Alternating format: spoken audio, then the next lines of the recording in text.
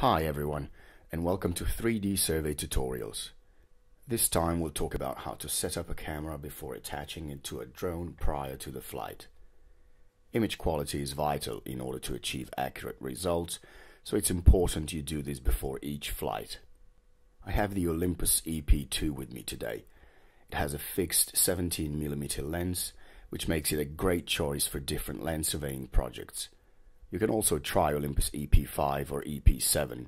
They're both similar to EP2 in that respect. Let's go and set the parameters. Start by selecting the S mode, which enables you to set the shutter speed. Set it between 1000 and 1600. That'll help you get sharp images even if you get any vibration from a drone. It's a sunny day today and we'll set it to 1600. Aperture is set automatically and helps you correct colors. If the aperture number on your display blinks, the light is too low. That mostly happens in winter. Next, go and set the ISO. Try to set the ISO number as low as possible.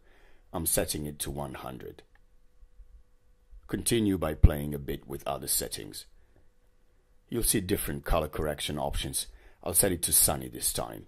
Go and set to single image, ratio to 4:3, picture quality to its highest, L in our case. Turn off the flash. Set focus to single auto, phase detection to off, and finish by setting it to all targets. That's it. We're ready to go. Check your battery and memory card before the flight to avoid any inconvenience. That's all for now. See you in our next tutorial. Thanks for watching.